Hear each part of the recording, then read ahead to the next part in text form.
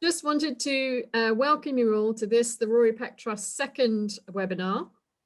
Our first webinar was on psychological first aid, and so this is a natural follow-on from that. I'm absolutely delighted that Stuart Hughes will be interviewing Anthony Feinstein. Stuart Hughes has been a long-time foreign news journalist at the BBC and has also acts as a member of the advisory committee for the Rory Peck Trust. He has been very outspoken about his own recovery from physical and psychological trauma as a result of reporting from Iraq. And as a result, gets a lot of approaches from other journalists in similar positions asking, where can I go? Where do I turn to for treatment and for help?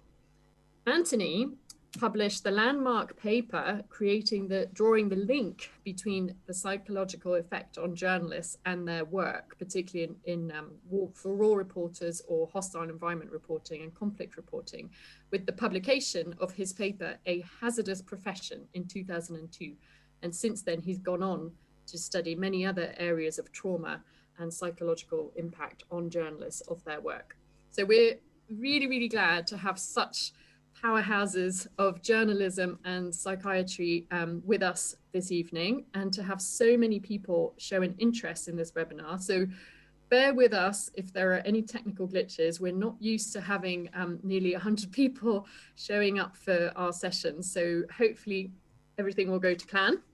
I want to introduce you to my colleague Leanne, who is here from the Rory Peck Trust. She will basically be working as our technical editor during this webinar. Her and I will switch off our videos and let Stuart and Anthony run the conversation. But Leanne and I will be in the background, and Leanne will be managing any questions and keeping an eye on questions for the end of the discussion. So we will put all participants on mute, but we encourage you to type any questions you may have for our panelists in the chat box. And Leanne will do the best she can to make sure that they're all addressed at the end of the conversation. We will be recording the conversation, but please be reassured that we will not identify any participants or anyone who's asked a question. We won't identify the people asking the questions. We will be recording the conversation between Stuart and Anthony because we know that it will be of huge interest to many, many other people following this event who might not have been able to join tonight. Okay, so without further ado, thank you very much for joining us, and I will hand over to Stuart to interview Anthony. Thank you both. Thank you, Clotilde. Thank you, Leanne, and welcome everyone to this In Conversation organised by the Rory Peck Trust. As Clotilde was saying, I think the fact that this session has been so popular is a sign or a suggestion that there is a need for this conversation. 2 decades ago, a patient presented herself at Professor Anthony Feinstein's office after suffering a range of distressing symptoms for which no physical cause could be found. And it turned out that that patient was a war reporter. And as Professor Feinstein later wrote, the more I listened, the more I came to realize that her profession, for all its allure and excitement, was practiced at a cost to both emotional equilibrium and physical health. And it's that cost, and crucially what we can do to reduce that cost, that we'll be discussing this evening. I want to highlight right at the beginning, though, a couple of things that I hope this session will not be. It won't be, I hope, a discussion aimed only at the tribe. Some would call it a clique of people who would generally be defined as war reporters, because let's face it, they get plenty of attention already and they don't need any more this evening. And it won't be a session, I hope, where the main takeaway is speak up to your editor if you're struggling with your mental health, because I know that that's not always an option, especially if you're a member of the freelance community or if you work in a country where mental health issues aren't discussed. I hope it'll be an inclusive conversation to give us some insights into what we can do, perhaps what we must do to maintain our psychological well-being as journalists, especially at a time of such global uncertainty. As Clotilde said, I hope it won't be a conversation just between Anthony and myself. I strongly encourage you to add your thoughts and observations and questions in the chat, I really want to bring in as much input from the people watching this evening. So do add any comments in the chat at any point, and we'll cover those as we come to them. And I'm going to allow plenty of time for Q&A at the end.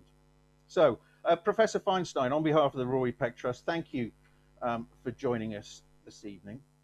Rereading your description of your meeting with that first patient 20 years ago, I was struck by a sense of bafflement, almost disbelief by you as a clinician, that when you first started looking at the link between journalism and trauma in the late 1990s, it not only was not being considered as a priority issue, it seems that it really wasn't being considered at all. Yeah, yes, yes, you're right, Stuart. I mean, well, first of all, thank you for the invitation, and thanks to the Rory Peck Trust. I'm very happy to be with you. Yeah, you know, this is going back now 21 years, and I remember it very well because I had this patient who had a fascinating presentation, and she did very well with therapy, and I'm pleased to report that she recovered. And I found her interesting because she had had such an interesting life. She had been on the front lines of many different conflicts. She was very experienced. So her life was interesting, but from a mental health perspective, you know, what was equally interesting was my observation that she was very naive about psychological difficulties. She'd been getting into emotional problems for quite some time and just hadn't dealt with it. And underlying it all was a concern on her part that if she reached out to her employer, and she did have a employer with resources. I mean, she worked for a big news organization, but her concern was if she reached out and divulged how she was feeling, she would somehow compromise her career, and she wouldn't get sent back to doing this kind of work, which she very clearly loved. And so she kept quiet. And that's how she got into trouble. That's how she got into emotional difficulties, which led to her breakdown. And this attitude of, you know, being reluctant to let your employer know how you're feeling, I found strange because, you know, she was in a country where there's very good mental health resources in which many people do speak fairly openly about their mental health challenges, but this clearly wasn't an option for her. And the other observation which was interesting about this was, based on her history, we went away, my research team and I went away and did a very comprehensive literature search on the topic of war and journalism and emotional trauma, and we never found a single publication.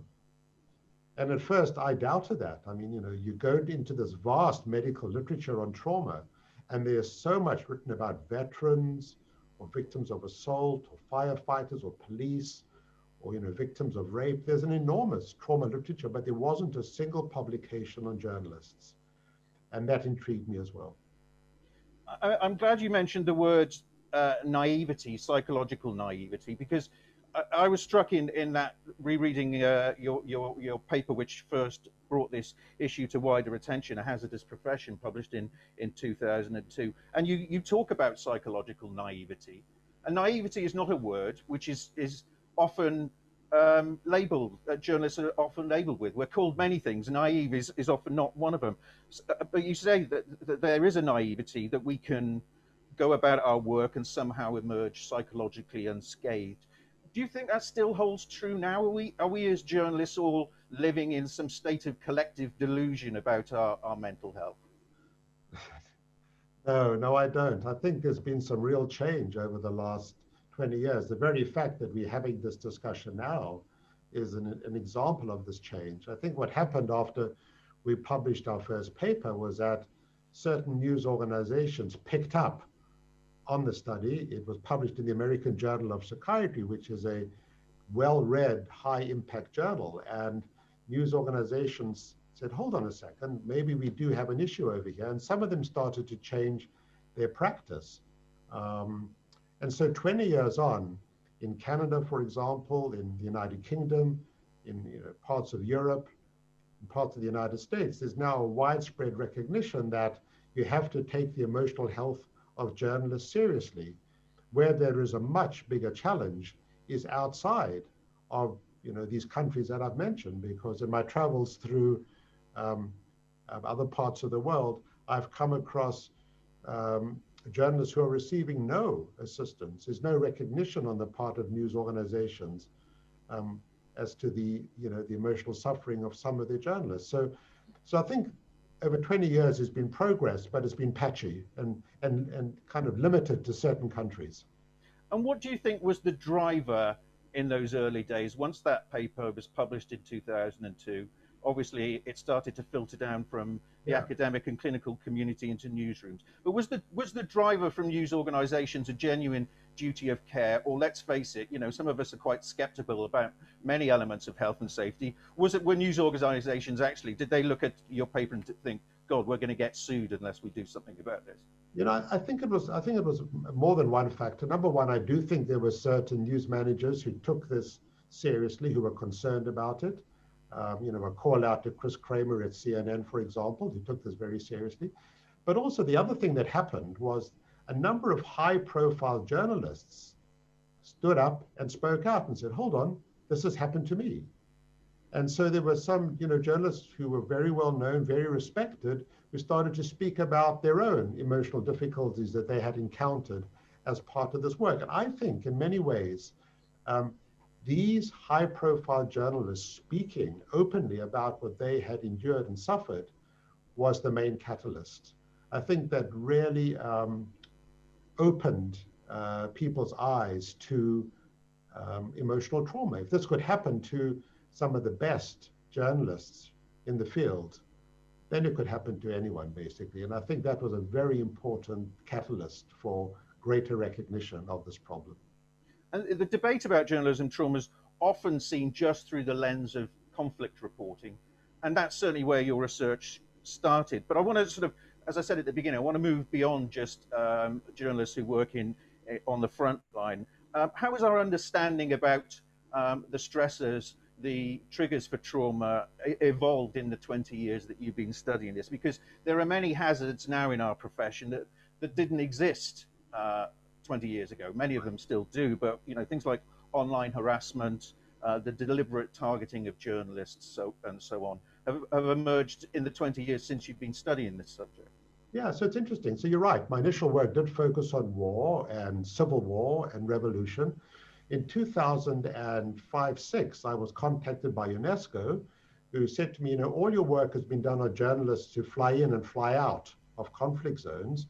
But what about those journalists who actually live in zones of conflict? And so they funded a study in Mexico, in which I looked at local Mexican journalists who were living very dangerous lives, who were being targeted by the drug cartels and who had no protection from the government and local law enforcement. And we found very high rates of trauma in that group. And so it became clear that journalists living in difficult circumstances were even at greater risk of developing trauma, because what happened in those situations was that drug cartels would actually target their families as well. It wasn't just the journalist who was suffering, but because of their work as journalists, their wives and their children, their parents, their grandparents were being targeted by drug cartels. The next observation for me, which was telling, came with a study looking at user-generated content, when a couple of news organizations approached me and said, we have this issue of journalists who basically sit in a newsroom all day long looking at visually traumatic images, and how might this affect their emotional well-being? And so we did a study looking at this very question. These were journalists who all day long were screening horrendous images coming in from the streets of revolution, war, civil war, etc. And obviously there's no personal threat to the journalists. They're not going to get killed. But there's no doubt that looking at this material all day long for some people can be very distressing. And so we found, some quite high levels of psychological distress in this group, although it never matched, for example, the Mexican journalists or the Iranian journalists who were living and working in very dangerous circumstances. And then the evolution of that went to the next level when, together with Hannah Storm, we did a study looking at journalists covering the refugee crisis in Europe. And once again, there was no real personal threat to journalists, but they were looking at this mass migration of millions of people, homeless and who had fled their countries under very difficult circumstances, who were not always being welcomed in in their chosen countries. And we showed that journalists covering this story were not necessarily traumatized, but they were starting to show features of something that we now call moral injury. And so this became a really morally difficult story for them to cover. And moral injury, which I can define in a moment, is linked to emotions such as shame and guilt, which can become the conduit to depression. And so, journalists covering difficult stories like that were showing different symptoms of emotional distress linked to moral injury. And moral injury is a sense of injury to one's personal conscience that can come about from witnessing or failing to prevent, or in fact perpetrating acts that transgress your own deeply held moral beliefs.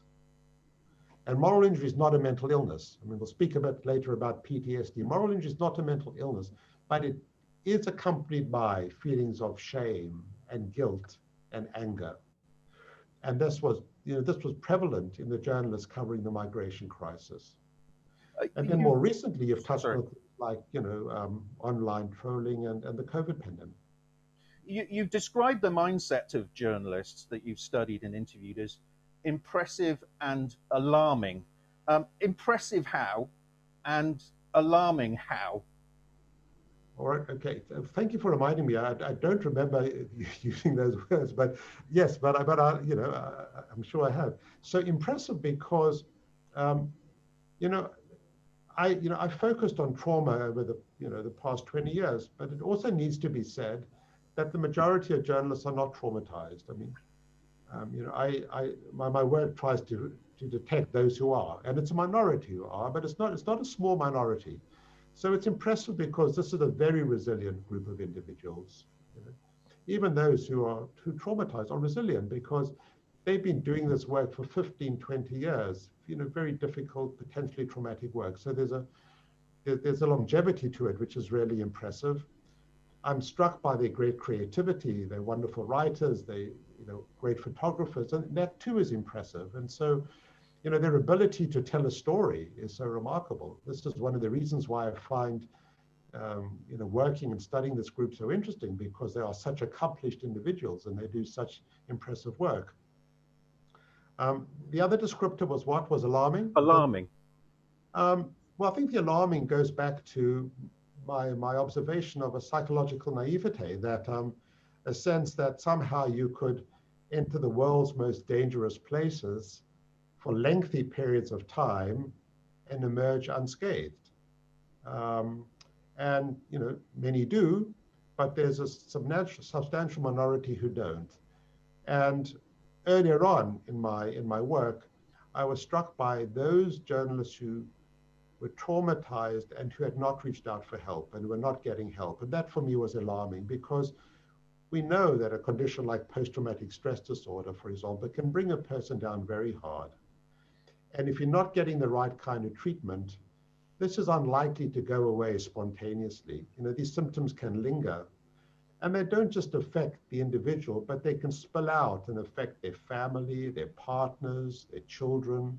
It can affect their work colleagues. I've come across situations in which a traumatized journalist in a bureau far from home starts behaving erratically, and that can compromise the safety of their colleagues.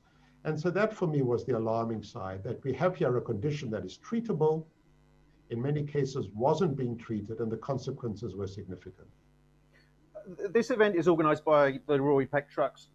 So I do want to focus particularly on the psychological well-being of freelancers in particular. And at this point, I'd like to pose a question to the audience to start contributing your thoughts. The question would be, what are the challenges in your working life that you think have the biggest impact to look after your mental health?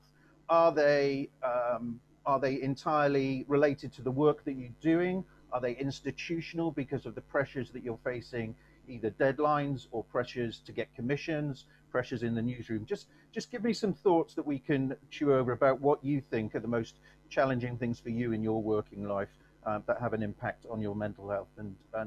And do you think there is still a culture of silence? Anthony said at the beginning that the journalist he studied first couldn't speak up to discuss her mental health with her superiors. Do you think that still exists? Is it relevant where you work?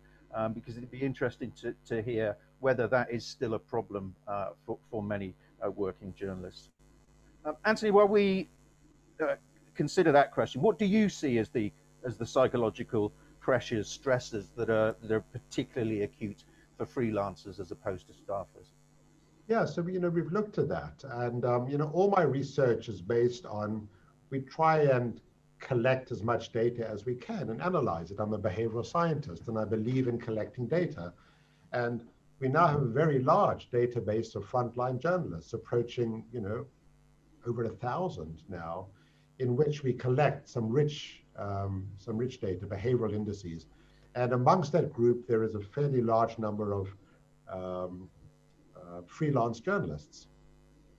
And we showed that freelance journalists report more physical health problems, more difficulties with physical symptoms, hypertension, for example, even diabetes. So they don't have the access to the kind of care that other journalists might have.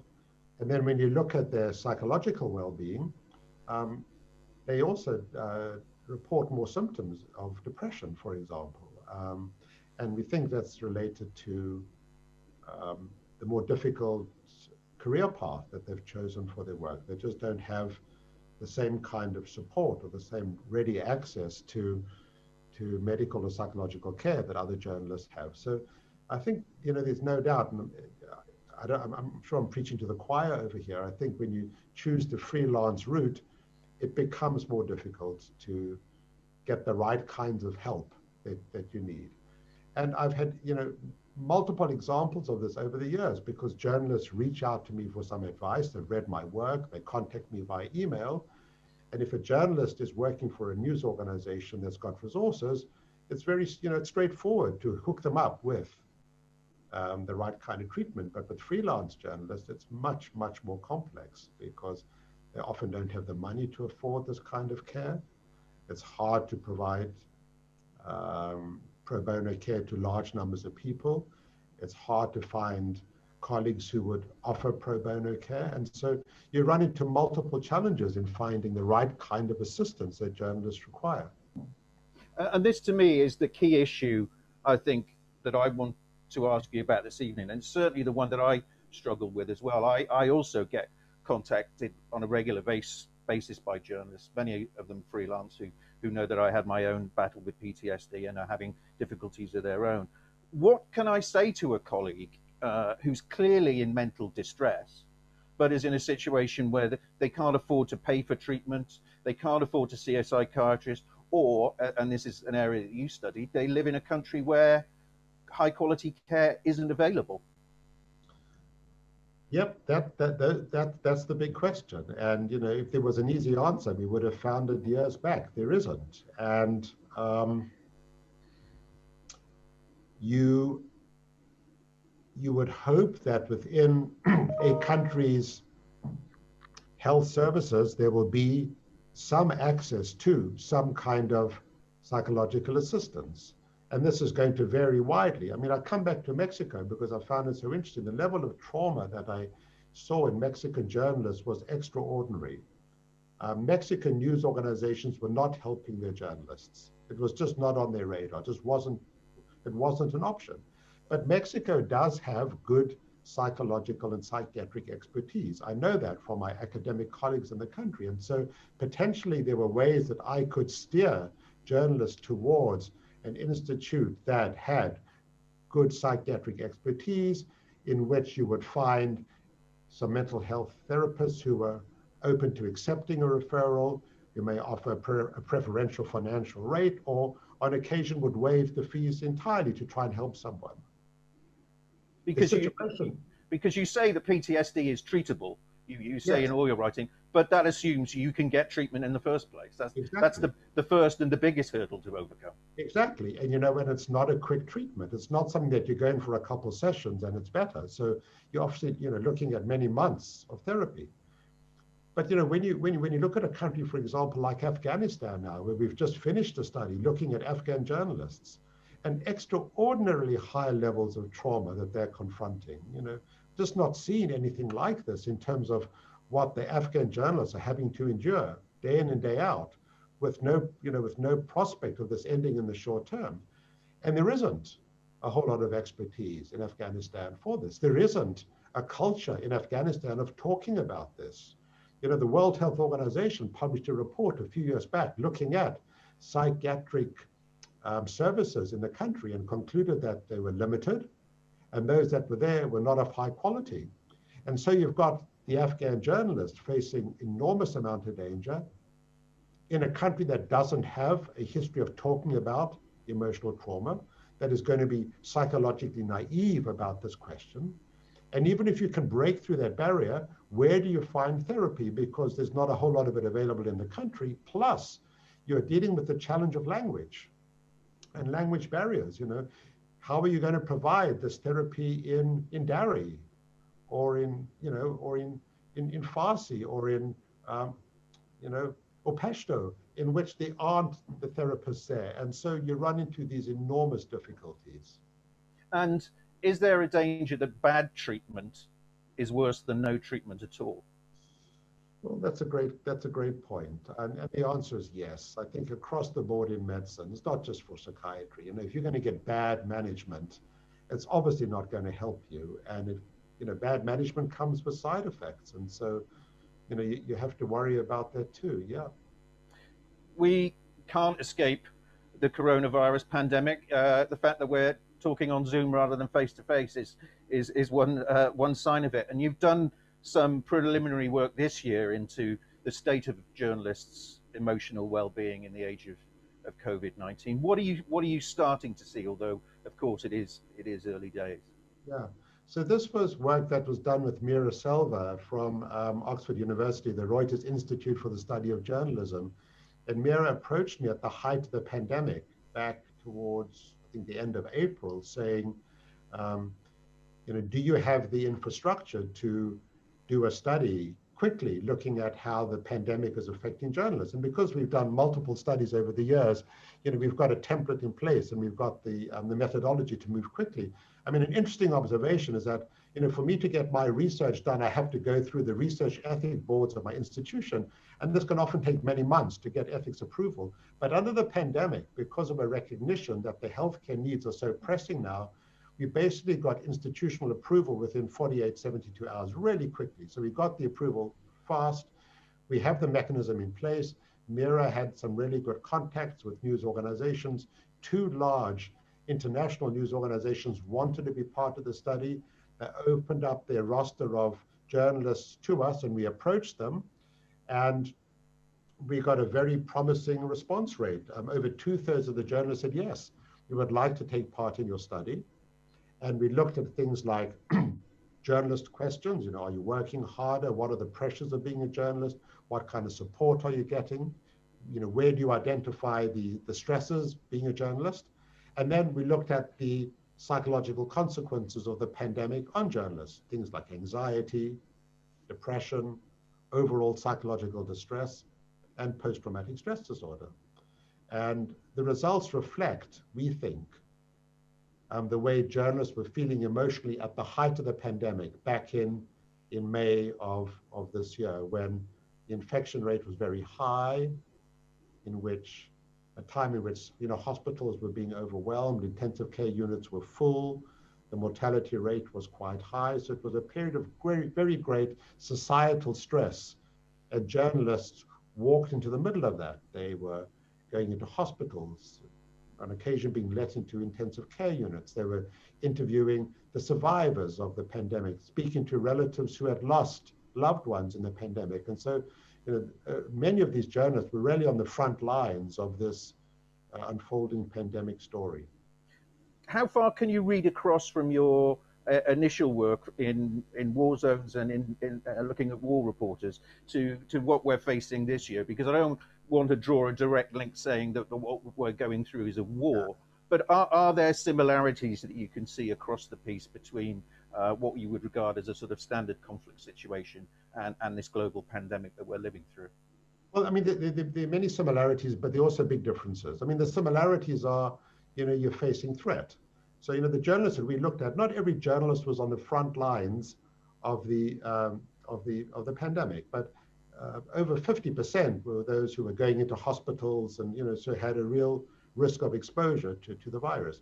So the similarity was threat and risk and, potentially very severe risk, because if you get the COVID infection, we know that it's potentially can be a very nasty condition. And so that, that's a similarity. And journalists who were speaking to relatives who had lost loved ones, speaking to people going through bereavement, well, that overlapped as well with journalists working in war zones who would speak to survivors of a battle or conflict, survivors who had lost relatives. And so there were similarities there. But I think there are very real differences. I mean, I think the threat from, war journalism and civil war was much higher for journalists doing that kind of work. Because I'm also thinking that some of the stresses that journalists, and especially freelance journalists, may be facing now or have been facing this year, they're not about the exposure that they've had to traumatic situations. It's fundamental stuff. It's paying the rent. It's paying the bills. It's getting the next commission that are, for many people, going to be the key stresses from 2020, not the fallout from things that they've seen in their work. Yeah, no, that's right. And I mean, the other stresses as well. I mean, bureaus are closed. People are working from home, and your family's home, and your children are at home, and so you're having to manage that as well. And so, so there are multiple stresses that way. The economic uncertainty of things, and so that played out as well. And that can account for our finding that the predominant emotion linked to the pandemic is one of anxiety. It's not PTSD. It's anxiety.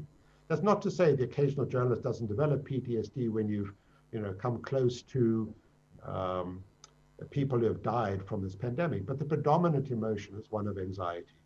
And in fact, we found that the rate of anxiety in this group, clinically significant anxiety, was 25%. And that's very high. And it overlaps quite closely with frontline health workers, doctors and nurses who are, dealing with COVID day in and day out. And so those journalists who are on the front lines of the pandemic showed very high rates of anxiety.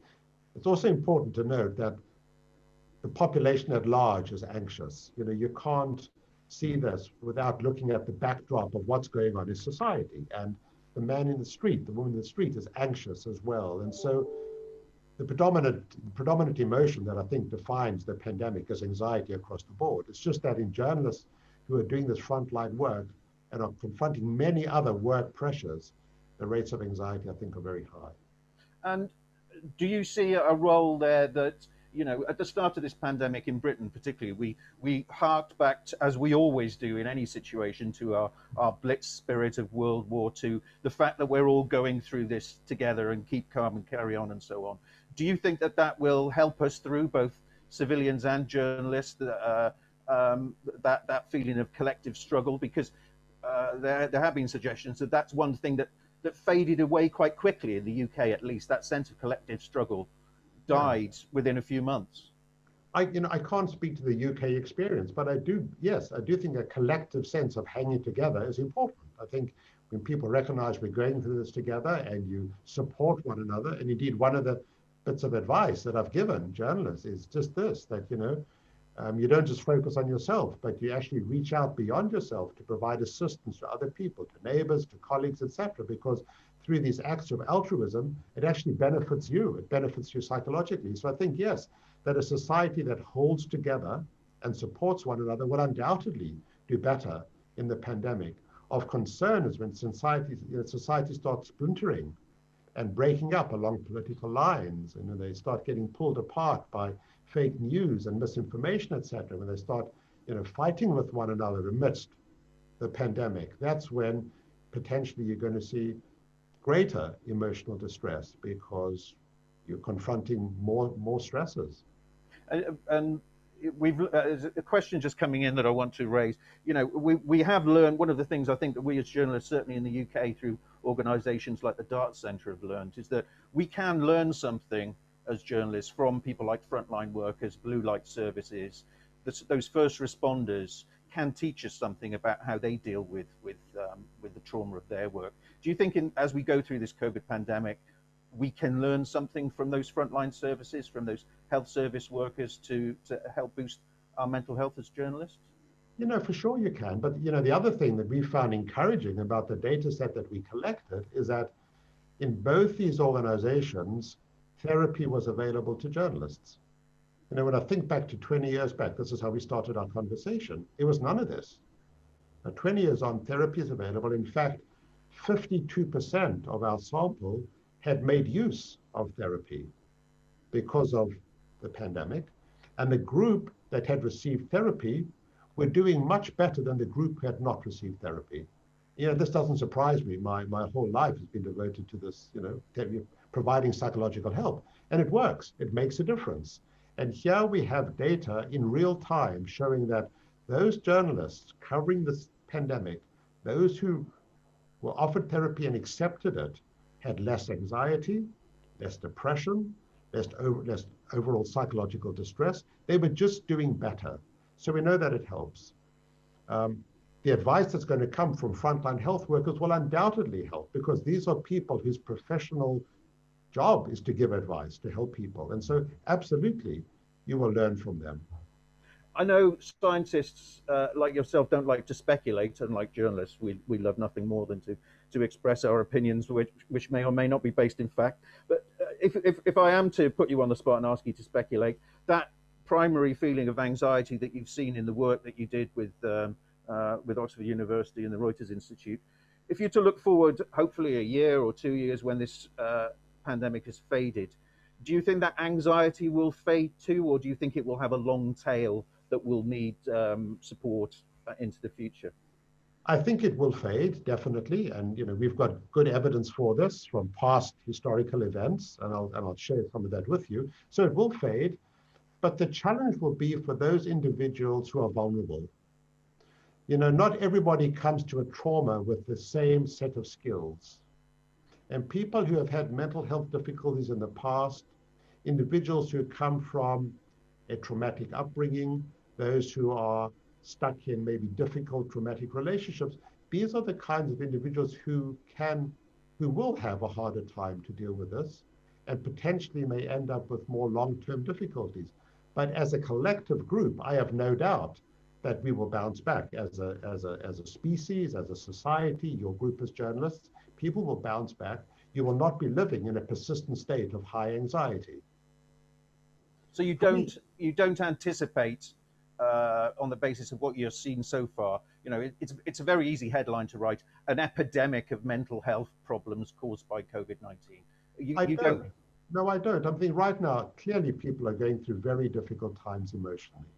This is a hard time. People have lost their businesses, the economies. I won't belabor the point. But I do believe that when the pandemic lifts, as it will, when we have effective vaccines that are widely available, when society, starts reconstituting itself as we knew it before the pandemic, you will find levels of emotional distress will drop precipitously, because we are a resilient species. We survive these things. That's why we have arrived in the 21st century. We have come through multiple challenges in the past, through world wars, through previous pandemics, through holocausts. People survive these things and recover from them. So I don't think we're going to come out of this a crippled society. No, but that doesn't mean there won't be some individuals with previous vulnerabilities who may struggle to recover from current circumstances. We're going to go to the question and answer session after this next section of our conversation. So I encourage everybody watching, do ask any questions for Anthony. Do enter the conversation, join the conversation with opinions, thoughts, comments, and we will come to as many of them as possible. Do start putting those in now if there's something you want to raise, either about what we have talked about or anything that's on your mind. But Anthony, I want to pick up on that point of resilience. I was going to try and finish on an optimistic note, but seeing as you raised it, I'll raise it now and bring it up in the discussion. We do talk a lot about psychological injury. Do we talk enough about psychological recovery? Has recovery sort of been something of an afterthought in the discussion? And as we're amongst journalists, we'll talk about amongst the journalism community. Do we focus too much on what we can do if we get ill, rather than it can be part of a process that we can come out of? Post-traumatic growth as it's been Yeah, called by well, some. I think post-traumatic growth is a real issue, but I think we have to be careful about overplaying it. I mean, some people certainly um, can change and grow after a serious life event, um, but that's not often the norm. That many people can struggle to bounce back from these kinds of things. There is no literature, journalism literature, about recovery from trauma, which is interesting. I mean, you know, since I did my study back in 2002, there have been many publications, some from my group, replicating the findings and showing that, okay, we focused on Western journalists, but you can see it in Mexican journalists and Kenyan journalists and Syrian journalists and Afghan journalists. So you've kind of replicated that finding. We've looked at factors that what motivate people to take these risks, but there's no study, no clinical trial, no hard data looking at treatment and what happens to people after they get treatment. There's lots of anecdotal evidence that individuals can recover, but we don't have that substantial body of evidence, group evidence, looking at recovery from trauma in journalists. So all I can share with you is anecdotal reports. And my experience is that journalists can do very well with therapy. They can recover, that they can go back to doing the kind of work that they love, and they can remain very effective in doing this kind of work. At the same time, I've seen that those journalists who don't invest their time in therapy, who hope somehow that this will fade away with time, can have a hard time of it. And without wishing to say the same thing over and over again, that trauma spills out and affects other people as well. And Yeah, I mean, the one thing I would say, just it is anecdotal, but on a personal level, I suffered a physical injury. I lost a leg in Iraq, and then as a result suffered a psychological injury. And I will say to anybody who will listen, I would have happily given my other leg to trade it for not having had a psychological injury. The impact, the debilitating nature of the psychological injury on myself and my loved ones was far more devastating than the physical injury. Well, that's such a powerful observation, Stuart, and it says it all. And you will know this from the literature. There is now a very robust literature showing that if indeed you have a physical injury and a psychological injury, the psychological injury can be worse because the physical injury constantly reminds you of what happened to you. And so if you're in pain, for example, the pain, which is difficult to endure, becomes a constant reminder of the initial traumatic event that caused the pain, that caused the psychological trauma. And so that's a well-replicated finding in the trauma literature, that when you've got both physical and psychological difficulties, it makes the psychological problem harder to deal with. I think the thing that I found most difficult, and I'm not critical of the psychiatric industry or profession as a whole, you'd be glad to hear, but the thing I found difficult was when I had my physical injury, the recovery timeline was pretty straightforward. I had my leg amputated, I went into hospital, I started recovery, started rehab. 6 months later, I was back in work. I think for me personally, and I'm sure other people going through similar situations, there isn't necessarily a nice, neat timeline for recovering from a psychological injury. And I found that difficult because it's more unsettling and more destabilizing. I would ask my psychiatrist, am I going to be better in 3 months? Am I going to be better in 6 months? Which drug is going to work better for me?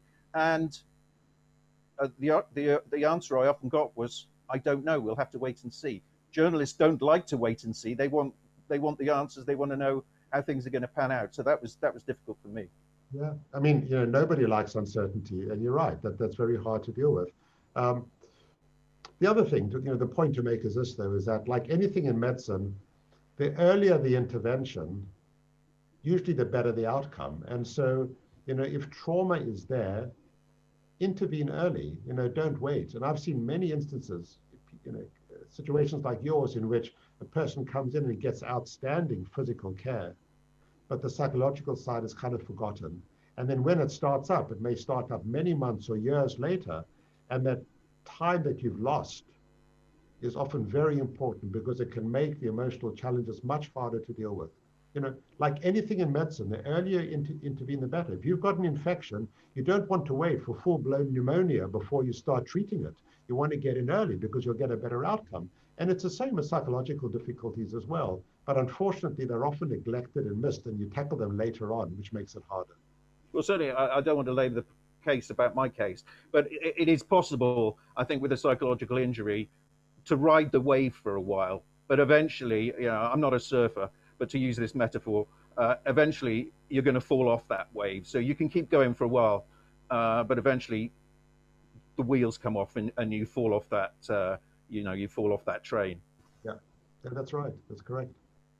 Okay, keep your questions coming. They're starting to come in. Leanne will pull them together. Thank you for everybody who started put them in. I really want to have a good conversation and Q&A at the end. So if there's anything on your mind at all, do put it in now, and we'll come to them in about 10 minutes. But it would be good to have a good list of questions that we can draw on. But first of all, I want to sort of talk to you, Anthony, about some practical steps that we can employ to look after our mental health. And the discussion, I've been to endless discussions in the journalism profession about what should newsrooms do to ensure the mental health, the mental well-being of staff. I want to pose a slightly different question to you, though, and one that's perhaps more relevant to the freelance communities. What should we do as individuals to bolster our mental well-being? Before we talk about what happens in newsrooms, what managers should be doing, what should we be doing as individuals? Well, I mean, Stuart, everything begins with education. I think people need to understand, what are the mental health risks of this kind of work. They need to understand what are the consequences of this, what are the psychological consequences, some insight into the nature of the conditions that can arise. And that's why education is so important, because educated people become informed people. So if you understand what the risks are, what the conditions are, if you understand that therapy can make a difference, what the therapeutic options are, you're going to be in a better position to advocate for yourself. And that's why I think sessions like this are so important. I'm still struck by the fact that many people use the 4 letters PTSD frequently, but don't understand what it is. They don't have a proper sense of what this condition is. It's become, part of our vernacular. Oh, they've got PTSD, bumped their head, they've got PTSD, had a minor car accident, got PTSD. It's kind of thrown about in such a cavalier fashion. And it's not that at all. I mean, post-traumatic stress disorder is a very significant mental illness. And maybe it's just worth me running through what the symptoms are so people get a better sense of it, because I think if you're educated about these difficulties, you will be in a better position to advocate for yourself. So PTSD is a mental illness that can arise in response to confronting an overwhelming stress, a stress out of the usual, a stress that could have killed you or might have killed other people. And then in response to that, you may develop the following symptoms, and they group them into 4 groups. The first refers to the re-experiencing of the traumatic event. So you have flashbacks to it, or unwanted recollections, or memories, or nightmares related to the trauma. The second symptom group refers to avoidance, in which you make a conscious effort to stay away from these recollections. You don't want to think about this. You try and blot it out from your thoughts. You do not want to go back to the scene at which the traumatic event took place. The third symptom group refers to your body's autonomic nervous system, which becomes overactive. And so you can't fall asleep, or you can't concentrate, or you have anger difficulties, or you come back to a safe city like Toronto, and you're always looking over your shoulder because you think you're still under threat. And you can also have a prominent startle response. And that last point is really important, because the startle response, when you jump in relation to a noise, but it's an excessive response, that's an indication to you that your physiology has changed. You've got this somatic marker, this physiological marker of the trauma, and so your reaction is excessive. And then the fourth symptom group refers to your beliefs. They start becoming pessimistic and negative. You start anticipating future misfortune, or events down the road that in the past you might have looked forward to, you don't anymore because you attach a negative connotation to them. And to sustain the diagnosis of post-traumatic stress disorder, you have to have symptoms from all 4 groups. You can't just have from one group or the other group. It has to be there from all 4 groups. Plus, your symptoms have to be there for at least 28 days. Such an important point, because when someone goes through a traumatic event, they can feel all shaken up, for a day or two. They may have a flashback, in the short term, etc. But these difficulties have to endure for at least 28 days. So you can see from that, when you look at the totality of symptoms, this is a very significant condition, which, as I can say, can bring you down really hard. So as freelancers, know about these things, understand what they are. You're not going to be your own psychiatrist or your own therapist, but have knowledge about it. So if you start displaying these difficulties, you can recognize them, and then you're more likely to reach out for help more quickly. Also understand that these conditions are treatable. We'll come to questions in about 5 minutes. Do keep them coming. I'm seeing them coming in here. Do get your questions in now. Some good points being raised, which Leanne will draw together in a moment. But before we come to questions, there's sort of this last shout for questions, if you like. You mentioned the importance of education, and Anthony, I'm going to give you a chance to do my work, a chance for you to do my work for me. I speak to journalism educators a lot and work in academia, teaching journalists. And the one thing that the head of departments will sometimes say to me is, yes, we know psychological education is important, but we don't want to open up the heads of our students. We just don't want to go there. And actually, we've only got a year-long course, and we've got to teach them to use editing software, how to write stories, and so on. There's no room in our curriculum for the sort of trauma journalism piece. Do my work for me and give the pitch of why that stuff that you've devoted a large part of your career to should be front and center in journalism education. Right. Well, we know now, there's just, abundant evidence that psychological issues are not uncommon, that they can bring people down very hard, that they have ramifications that extend beyond the individual, that you do not have to devote a huge amount of time to educating people about this. You can have a couple sessions in which people can become familiar with these issues. That avoidance is a really bad strategy for dealing with anything. Avoidance doesn't serve anybody's best interests. And so kind of avoiding something is completely the wrong way to go about it. So rather, have someone who's knowledgeable come in and educate you about, this topic, than relying on people going away and finding their own information, which at times might be misinformation. And the final point is this. We're at an age now in our societies in which, the dichotomy or this divide between physical and emotional really should be dismissed. There is no difference in terms of physical and emotional health. We should view it holistically. And, these psychological difficulties need to be recognized as a major contributor to days off work, student distress, students unable to function. On all the metrics, you're going to find emotional problems looming large. And so don't avoid it. Step up to the plate, educate people about it, because educated individuals will make informed decisions in a much better way. And I suppose one of the ways I framed it, and you tell me whether you think this is true or not, is journalism colleges, journalism schools around the world spend so much time and effort training people for a career in journalism. They should also be training them for a career as healthy journalists. And there's I know from my own experience, there are a few things that are more likely to cut short your promising career as a journalist than a serious chronic psychological injury. So if you want to train someone for a lifelong career as a journalist, you need to get into this stuff. Yeah, absolutely. And and you said it well. Good journalism depends on healthy journalists. You don't want journalists working who are unwell, because you will get inferior work, and you will have a newsroom that can be infected by their unhappiness. And so, there's so many compelling reasons why you should not ignore this. Are we doing a better job? And we'll come to questions next. Just to close this part of the conversation.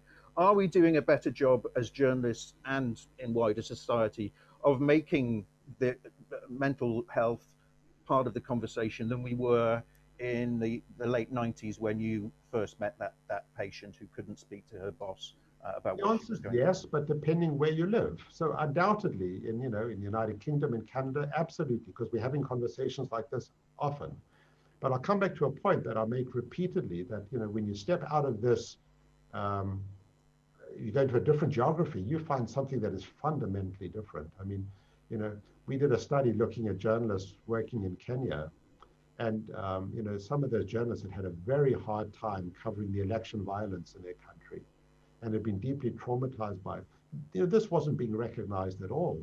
I come back repeatedly to Mexico, where levels of trauma are extraordinarily high, and news organizations are not doing enough to help their journalists over there. Afghanistan is just, hardly anything. You can just run through multiple countries, great chunks of this world in which this is not being discussed or dealt with, in which journalists are having a very hard time of it. And so, the argument, I think, is largely being won in the United Kingdom, Canada, parts of the United States, parts of continental Europe. But that's not the world. There are many areas outside of that where this is just not happening. Final question before we go to Q&A. We've looked at your 20 years of study into this issue. Looking back on those 20 years, I'm sure you didn't think you'd be still talking about this stuff 20 years on. But now, given that you have, what can you share with us based on that 20 years of work that's going to make us mentally stronger, better journalists, and actually maybe, even aside from journalism, better functioning members of society? I actually think the message is very simple. Be educated about these things, have a discussion about them, bring it out the shadows, and be aware that therapy can make a difference, a very real difference. I mean, for me, the current COVID data, while alarming, is also reassuring, because for the very first time, after undertaking multiple studies, I have real-time data showing that therapy makes a difference, that it helps, that it substantially reduces anxiety and depression. So this is a message: be educated about it, don't avoid it, understand the consequences of this, but also be aware that there are effective therapies. Anthony, thank you. And Anthony's book, Journalists Under Fire, I think is still in print. Journalists Under Fire? It is. I think it is still in print. If you want to see where it all started, if you like, get a copy of Journalists Under Fire by Anthony Feinstein. If I can flatter you, you write like a journalist rather than like a psychiatrist. It's a good, easy read. So if you're looking for something for the Christmas present list, you will not be disappointed by that book. It's probably 15 years old or so now, but still well worth reading. Anthony, thank you so much for your thoughts. I'll bring Leanne now, and we can start looking at some of the issues that the audience have raised this evening. Well, obviously, there's lots of overlap with what you're saying, and people are posing questions in many different ways. But I think the first thing that I've noticed come up a couple of times is, we've discussed the possible effects of the pandemic, for example, that we're living through right now. Also, people dealing with trauma from reporting, in conflict zones or civil unrest, etc. But actually, as freelancers, just the very working conditions that people go through every day, the instability sometimes, often poor pay, for example, that sort of thing obviously causes a lot of anxiety and stress for freelance journalists every day. Beyond the pandemic, it will still occur.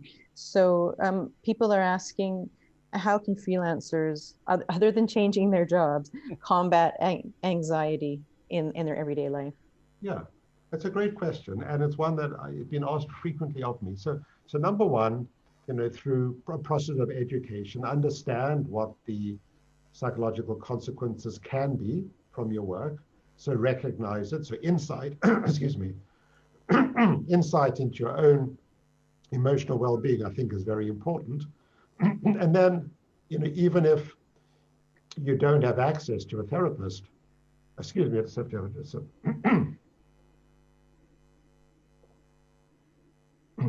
even if you don't have access to a therapist, there are some good things that you can do to try and tackle your own anxiety. I'm a big fan of something called mindfulness-based intervention. It's a very useful strategy of dealing with stress stress reduction and anxiety. There are some good apps that you could look at that help you with mindfulness. They're available on the internet. There's one app that I recommend to people that I work with. It's called Calm, C-A-L-M. And I think you pay a small subscription fee every year. But they have modules that focus on things like sleep, stress, anxiety.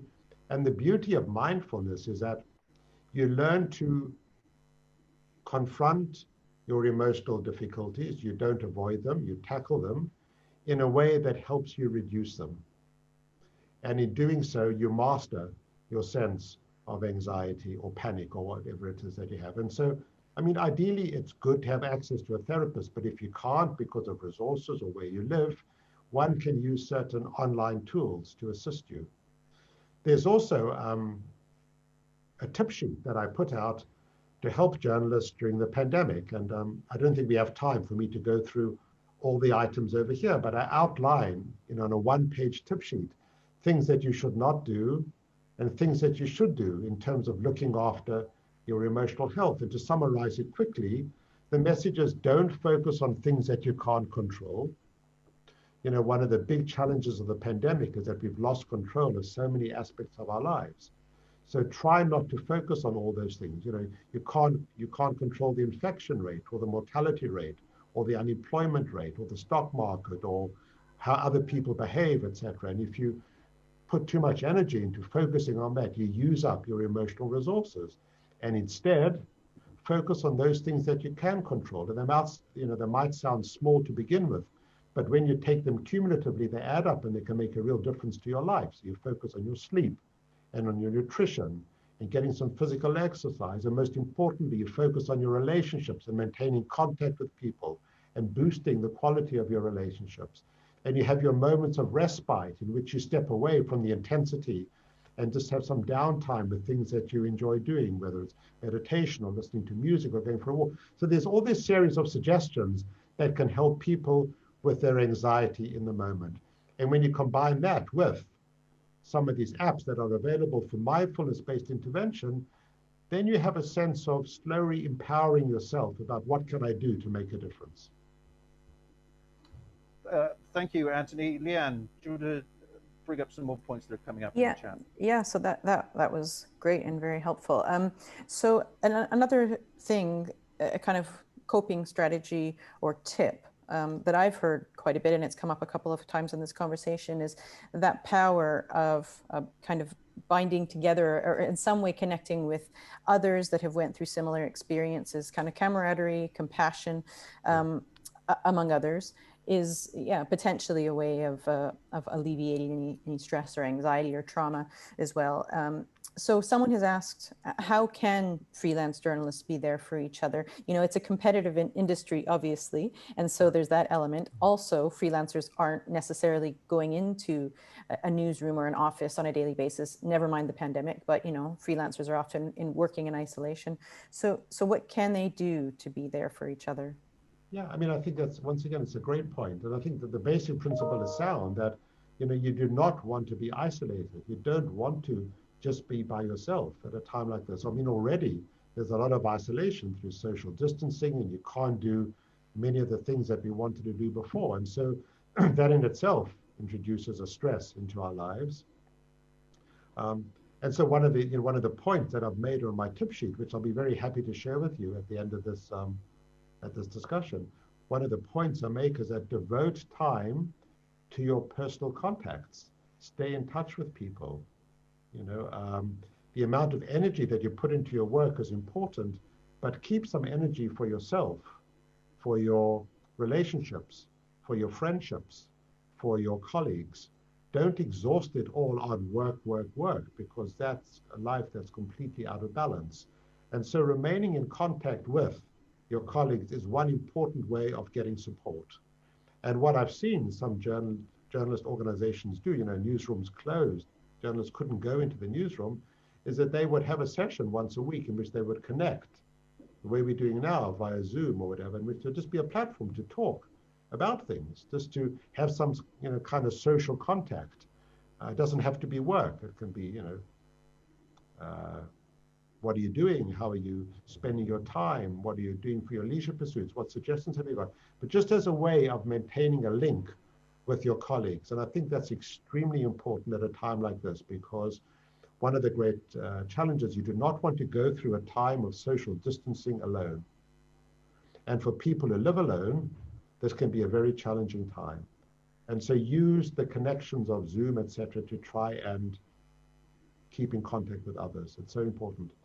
Yeah, I mean, I think that's an interesting one, perhaps one that Clotilde and Leanne from the Rory Peck Trust might want to take away, where is there a scope for creating something social and informal, but in a formalized way, where journalists, especially freelancers, can get together. It's something that I've been doing during lockdown with my colleagues from the Dart Centre, some of who are with us this evening.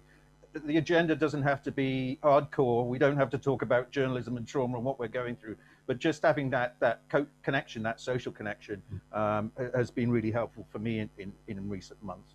And to pick up on that point about camaraderie, I mentioned earlier, Anthony, that one of the things that frustrated me is that there was no neat line for my recovery when I was recovering from PTSD. But having those people, those colleagues, journalist colleagues who've been there before me, who were supporting me, able to say, come on, I know what you're going through, I've been there, you're going to get through this. I will never know whether that was as useful as formal therapy, as useful as medication, but it's certainly the one thing, looking back on that time, which is 10 years or so ago now, those conversations that I had with colleagues who'd also suffered PTSD was probably one of the most crucial things for me in aiding my recovery. Absolutely. I mean, when you look at the mental health literature, to step outside journalism, we know that good relationships are protective. They are a buffer to mental distress across the board. It's good for us, even when you don't, of course, have a mental illness. But even in the context of a major mental illness like schizophrenia, the most severe of all mental illnesses, if there was a history of maintaining good relationships before the onset of your psychosis, that is a protective factor in terms of outcome. And so, I can't state this more firmly, that good relationships are extremely important in terms of one's mental health. And that's just why the pandemic has been such a challenge, because it's introduced so many barriers to these relationships. And social distancing has made it hard for people to connect in their usual ways. So be aware of it, reach out to people, maybe even formalize it in such a way, which is, Friday afternoon, 5 o'clock is going to be our social hour in which we will get together as a group and talk. And if you want to join, that's great. And if you don't, we understand that. But just have this arrangement in place in which you're not losing contact with your colleagues around you. It's a very important point. And one thing that I became aware of when I went initially through my physical injury, and I think it's perhaps one of the downsides of our profession, but maybe tells you a lot about the kind of people that we are.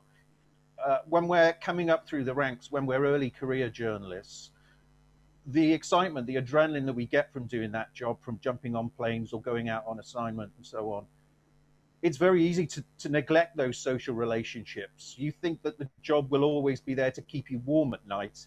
And then you turn around after doing the job for a number of years and realize that those close friends that you had in university or in earlier parts of your life, suddenly they're not there anymore because you spent the last number of years chasing stories.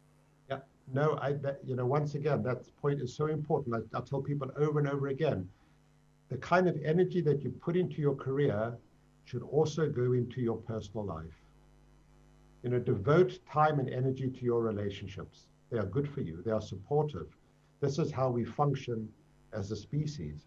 You cannot live in isolation and do these kinds of things in isolation. And so, when you're young and you have greater pressure on your career, the challenge is maintaining a balance, of course, but the enormous energy that you bring to your career should also be there for things that are not career related.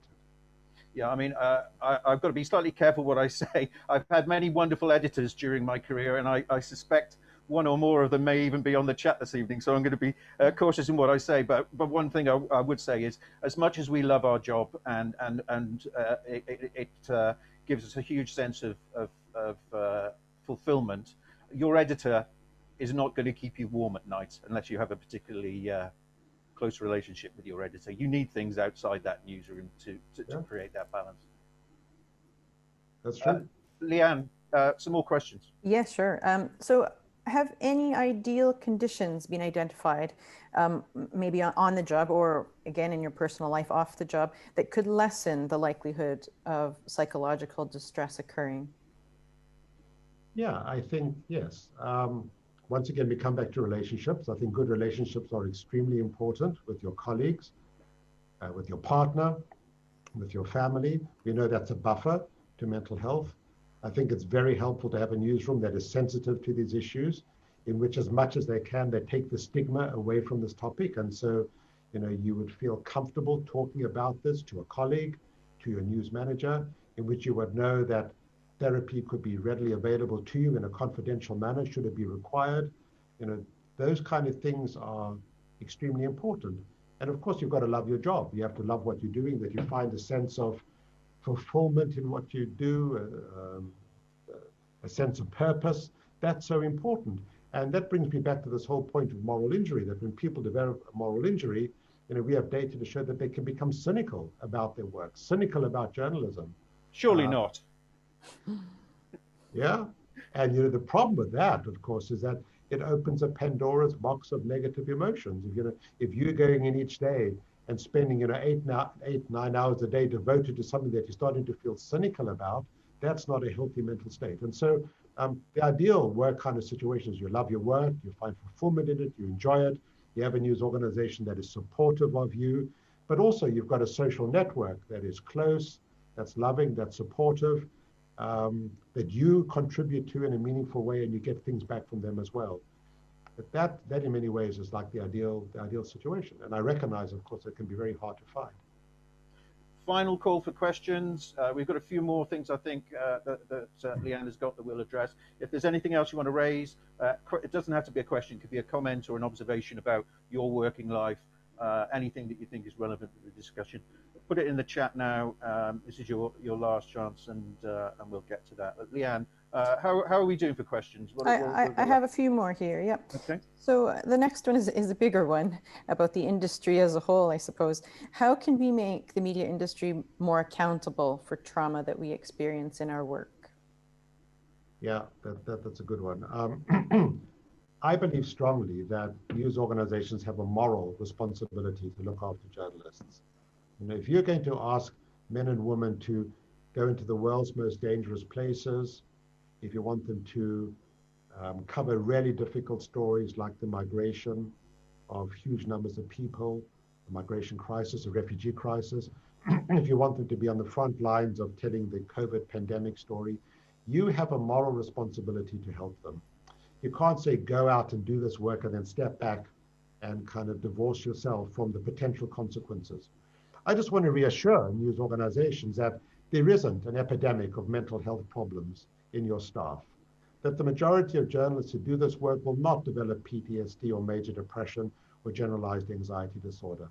But there is a minority who will, and that minority is bigger than you would find in the general population or in journalists who do none of this kind of frontline work. And so if this is your expectation that your staff are going to do this potentially dangerous, stressful work, you have a moral responsibility to provide help to them. Yeah. Do you have any comments on that? No, I think I'm hesitant to comment too deeply because I'm aware that I've got the luxury of working for a large news organization. We're talking about a Rory Peck Trust context. And obviously for many of the people Rory Peck are helping, it's a very different situation. But one thing that I would say is that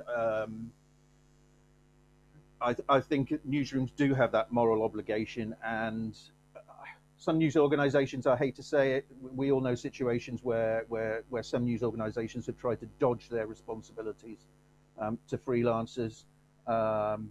I think it's particularly difficult at a time where finances are tight. Let's face it, my treatment for PTSD cost a significant amount of money. And some news organizations, even if they do have that money, don't necessarily want to spend it on mental health care. And I think the way that we win that battle is to appeal to the moral argument. Yeah, and we also know, Stuart, and there's good data to show this, that the cost of untreated mental illness far exceeds the cost of providing therapy. And so when you look at the fallout from these kind of conditions, and in terms of hours lost at work, lack of productivity, those kind of things, the cost is much higher in terms of not providing therapy as opposed to giving care. The one thing I would say to make sort of the moral argument to news editors, obviously there's a financial case for it, there's a business case, there's a productivity case, there's a moral case. But on a human level, and it's often easy to forget that when we're thinking about large structures, large organizations, news editors, the people who hold the purse strings in news organizations, have an opportunity to save people's lives by giving them access to care. I mean, that sounds quite a dramatic statement, but certainly I wonder whether I would have pulled through if I hadn't had the access to the treatment that I have. And even if somebody's health is not as bad that they're in a situation where their life could be at threat, you can bring people back from the brink. And aside from the financial implications, that's got to be a compelling reason to take this serious and help people. You can make such a difference to people's lives. You can take somebody who's going to have a bloody miserable life if they don't get treatment, and make them better and make them productive citizens and fathers and mothers and so on. Yeah, and just to expand on that, you don't just transform the person's life, you basically have this major positive effect on the family system as well. Yeah, absolutely. Leanne. Yeah. Well, speaking really about reaching out, asking for help as well, would you say freelancers are more reluctant to open up, basically to seek help, to ask for it, than staffers would be? Should there be different approaches to taking care of employees versus freelancers? I don't know. It's a good question. I don't have I don't have any data to suggest yes or no. It's certainly more difficult. We know that for freelancers to get help. And it's a good question. I'd like to know what the freelancers on this call think about that. I think that's a great question. Yeah. The risk, of course, of not opening up is that you'll never, if you don't open up, you're not going to get the kind of help. So I can appreciate why this would be very difficult. Yeah. The next question that's come through is around burnout. So do we have research around burnout and journalists? Do we need more research into it? How can freelancers avoid burnout? So we don't have a lot of research in journalists on burnout, but there's a very large mental health literature on burnout. And my message for journalists takes from this broader literature, because we know that these things can be helpful. And I'll never forget an early experience in my career was being invited down to New York City after 9/11 to work with journalists in the aftermath of those attacks. And what I saw was initially journalists were very distressed by what had happened. But in the weeks that unfolded after that, I was seeing journalists being asked to work 18, 19-hour days, 7 days a week. They didn't have weekends. Many of them were sleeping in the bureau. They had stopped their social contacts. They weren't eating healthily. And what I saw was, journalists started to break down because of burnout. The pressure was so intense. And one of my concerns with the pandemic is you could see a similar thing, that the news cycle has been so intense recently with no downtime. And so it's prolonged, it's not going to end. There's no end in sight for this, that the risk of burnout is a very significant one. And so the message that I put across is that it's absolutely essential at a time like this, that you don't just focus on the news, that you focus on yourself, and you build in your moments of respite, time away from the pandemic or the political news or the election in the States, or all those kind of things that are so stressful. You must have time in your day for yourself, to focus on yourself. And that's not being narcissistic, to focus on yourself. Just build in those moments in which you can turn off all the noise surrounding you and keep your focus on yourself. And that's where mindfulness can be so helpful. But you can have moments of respite in many different ways, and structure your day in such a way that you have these moments of respite. Say to yourself when you wake up in the morning, my moment of respite during today is going to be whatever. and write it out. Have a blank piece of paper in front of you. Take a pencil and write it out. My moment of respite today in the afternoon is I'm going to go for an hour walk, or I'm going to speak to a friend for an hour. But just build in activities that are not work related, in which you are doing things that are fun, because this is how you build up your resilience. And there was a marvelous letter to the New Yorker a few months back in which someone spoke about respite as a form of resilience. And I think that's exactly right.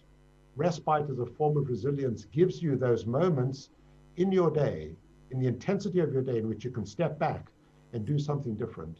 And if you're able to build in these moments of respite on a regular basis, your chances of burnout will go down considerably. Thanks for that, Anthony.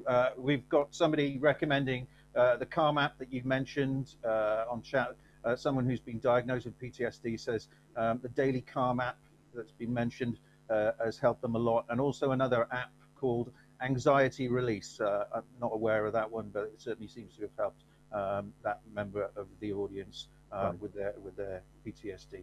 Leanne, we've got time for a few more questions, I think, if you've got more. I've just got one left, actually. So if people do have any more, please put them in now.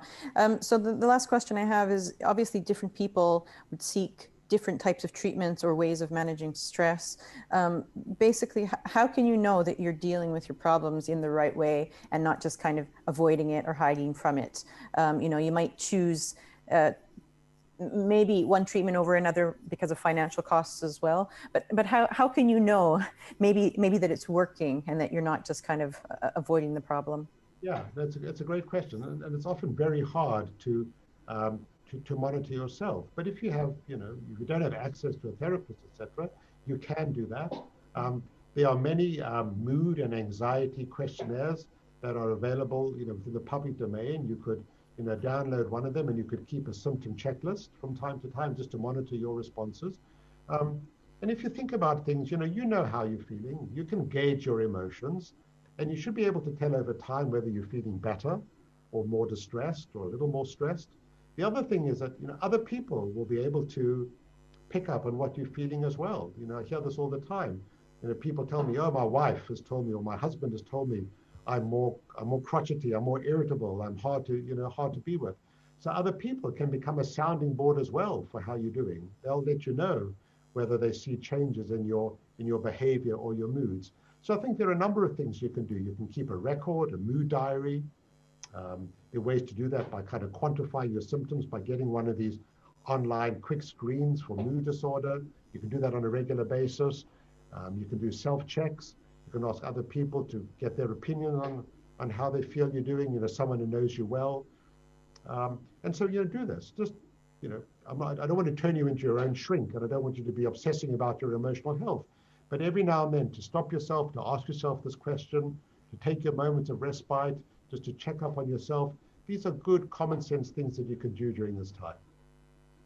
There's lots of people recommending apps and resources, and you mentioned that you've got tip sheets.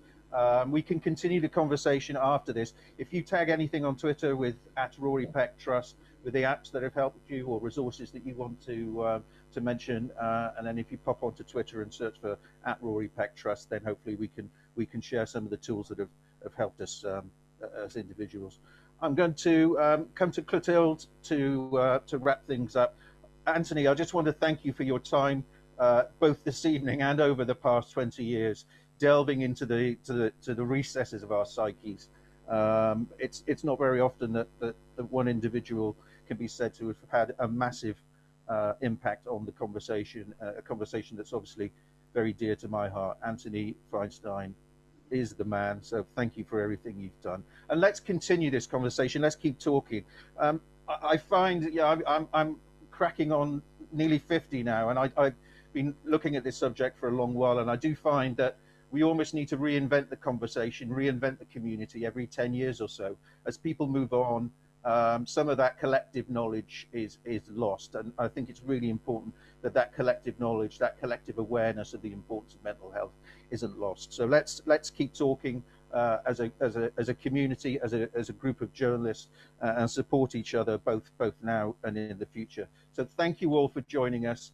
I've just had a quick look at the gallery. There's some old friends who I'm glad you could join us, and some new friends as well. So I hope that conversation will continue, including amongst, I just noticed, My mum is on the chat. Hello, Mum. I'm amazed. Congratulations to Mum for working out how to use Zoom. Very impressive. And we've talked a lot about family and the importance of family. I won't embarrass Mum by asking her to come on and speak personally, but if there's one person who's helped me get through all of this, it's my Mum and Dad. So seeing as they're on the chat, thanks Mum and Dad for everything you've done. It really is appreciated. With that, thanks again, Anthony, so much for your time. And let's continue this conversation. Clotilde, perhaps you'd like to say some closing words. Sure. Thank you so much for doing such a fantastic job, Stuart. I knew there would be nobody better qualified or more interested in this conversation to see us through. And thank you, Anthony, for giving us your time and especially your expertise and being so generous with both of those. I found it particularly fascinating. We know that emotional well-being and mental health issues is a growing concern, particularly for freelance journalists. We've heard this idea of the value of a circle of understanding, the value of social connections, the camaraderie is hugely important. We are looking at the Rory Peck Trust if there's anything we can do to try and encourage that, encourage a kind of regular online space, as Anthony suggested. We are known for running various assistance funds that help people with financial grants to cover any needs that they may have. And we have had applications to our assistance fund to help people pay for treatment. This is something we're hoping to do more of. I have been warned that it will be difficult to find funders, but I am determined to find partners and funders that may help us launch a wellness fund in the coming months to try and help journalists find the treatment and pay for the treatment that they need.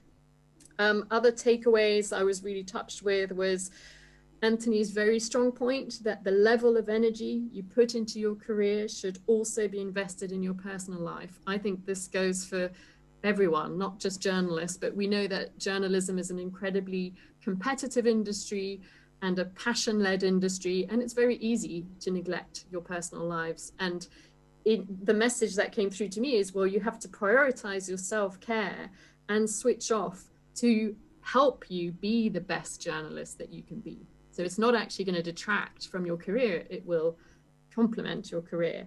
Loved Anthony's idea of respite as a form of resilience. Love that line, feel like we should do a campaign linked to that. Loved Anthony's point about that the cost of untreated mental illness greatly outweighs the cost of therapy.